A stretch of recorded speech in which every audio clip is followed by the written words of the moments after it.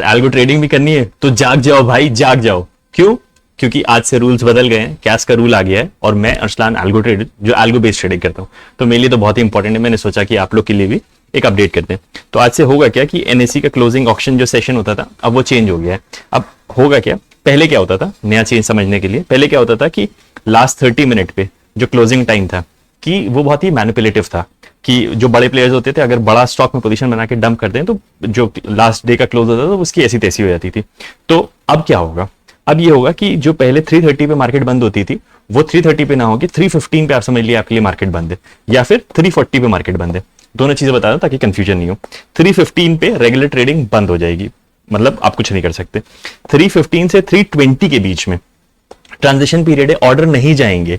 मतलब आपने सोच के रखा है कि आपने एल्गो स्ट्रैटेजी बना के रखी है और 315 के बाद 316 पे कट ऑफ हो रहा है या 315 पे ही हो रहा है, तुरंत बंद हो जाएगा। तो अगर हो सकता है आपको ऑर्डर फिल होने में प्रॉब्लम हो तो वो नहीं जाएगा, तो प्रॉब्लम हो जाएगी भैया।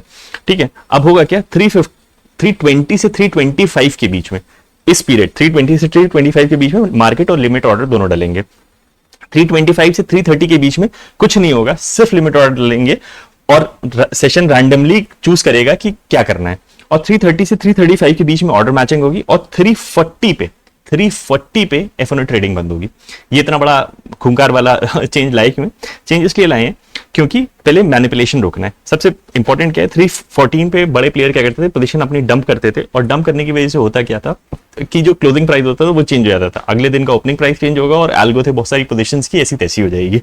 अब फेयर प्राइस डिस्कवरी होगा, पहले वीवैप के सिस्टम पे चलते थे, बट अब सारा क्लोजिंग ऑक्शन होगा, एंड में क्लोज करेंगे सारे बायर्स और सेलर्स, जो टाइम विंडो बताया ना उसके बीच में सारे लोग अपना प्राइस डालेंगे और जो सही प्राइस होगा हम उसको माना जाए, मतलब एनएससी उसको मानेगी। ये ग्लोबल स्टैंडर्ड को फॉलो करता है, एलएससी लंदन स्टॉक एक्सचेंज और न्यूयॉर्क स्टॉक एक्सचेंज में यही होता है, तो इंडिया में भी अब वही होने लग गया। इंस्टीट्यूशनल प्लेयर्स जो होते हैं उनका मैनिपुलेशन थोड़ा सा कम हो सकता है। अब एल्गो ट्रेडर्स के लिए क्या इंपैक्ट है, अगर भाई आपकी एल्गो स्ट्रैटेजी चल रही है, चाहे आपने खुद की कस्टम बनाई हो, चाहे आपने किसी प्लेटफॉर्म पे बना के रखी हो, वो उसमें चेंज आने वाला है। तो बेहतर ये होगा कि या तो बैक टेस्ट रन कर लो, या तो फिर सिंपल उसका 315 से आप 310 35 पे स्ट्रैटेजी को अपनी शिफ्ट करा दो कि ये क्लोजिंग टाइम है, मतलब 315 पे वहीं पे तुरंत बंद हो गया और आपका पोजीशन कैंसिल ही नहीं होगी, ये ऑर्डर चेंज ही नहीं होगा। तो ये कर लिया जाए और एल्गो अपना चेक कर लीजिए। और रिटेल ट्रेडर्स के लिए क्या होगा, 320 से 325 के बीच में आप ऑर्डर डाल सकते हो, मतलब 320 एंड सोचो 3.5 ही होता है, 320 से 325 के बीच में ऑर्डर डाल सकते हो। 325 के बीच में सिर्फ लिमिट ऑर्डर डाल सकते हो और फिर अगले दिन का इंतजार करना।